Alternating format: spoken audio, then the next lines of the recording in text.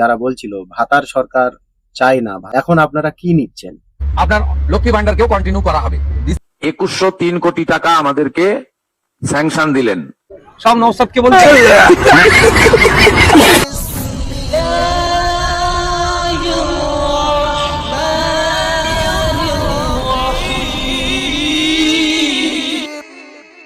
দুটো খুশির খবর, কিন্তু সেটা আমি দেব না, সেটা আমাদের ওয়েস্ট বেঙ্গলের নিউ সিএম শুভেন্দু অধিকারী মশাই দেবেন।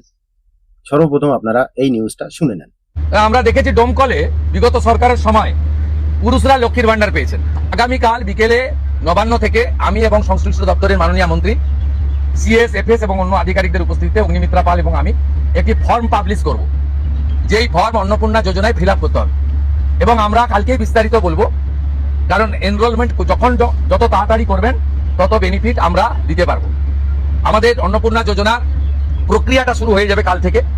যেমন যেমন ফর্ম ফিল আপ হবে তেমন তেমন 3000 টাকা ট্রান্সফারও শুরু হয়ে যাবে। আর যতক্ষণ না 3000 টাকা ট্রান্সফার হচ্ছে, স্বাস্থ্যসাথী যেমন কন্টিনিউ রাখা হয়েছে আয়ুষ্মান ভারত কনভার্ট না হওয়া পর্যন্ত, এখানে আপনার লক্ষ্মী ভান্ডারকেও কন্টিনিউ করা হবে। বিস্তারিত কালকে আপনারা জানতে পারবেন, ফর্মের কপিও আপনারা কালকে পাবেন। অফলাইন অনলাইন অবশ্যই থাকবে, শুধু পাবলিকের উপরে ছেড়ে দেওয়া হবে না।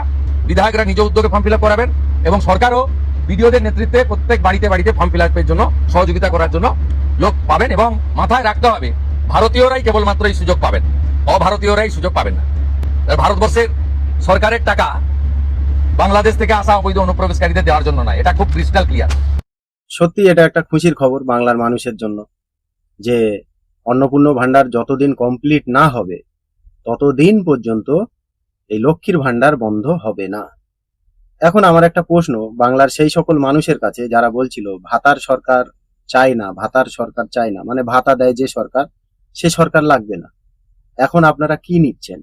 এটা কি মাইনে না ভাতা? চলেন আর একটা গুড নিউজ দিচ্ছে আমাদের রাজ্যের মুখ্যমন্ত্রী, এটা শুনেন। আজকে পশ্চিমবঙ্গবাসীর জন্য অত্যন্ত খুশির খবর। National health mission NHM, Bharat সরকার 2103 কোটি টাকা আমাদেরকে স্যাংশন দিলেন এই ফাইন্যান্সিয়াল ইয়ারে। বাংলার মানুষের 5 বছরের চিকিৎসার জন্য কেন্দ্র সরকার রাজ্য সরকারকে 2103 কোটি টাকা দিয়েছে। ওয়েস্ট বেঙ্গলে 11 কোটি মানুষ, এটা গণনীত, কিন্তু এর বাইরে অধিক আছে। আমি 11 কোটি ধরলাম। এই 11 কোটি মানুষের উপরে যদি 2103 কোটি টাকা ডিভাইড করা যায় তাহলে পড়ছে কত? 2103 কোটি টাকা যদি টোটাল বাংলার মানুষের কাছে ডিভাইড করা যায়, যেটা গণনীতে আছে 11 কোটি, তাহলে এক একজনের মাথা পিছু গভর্নমেন্ট দিয়েছে 191 টাকা 18 পয়সা।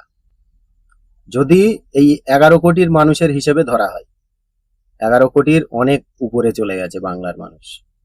এখন বাংলার মানুষ জশন মানাও, খুশি মানাও, আপনাদের জন্য খুশির খবর। 191 টাকা 18 পয়সা করে আপনাদের জন্য দেওয়া হয়েছে 5 বছরের জন্য।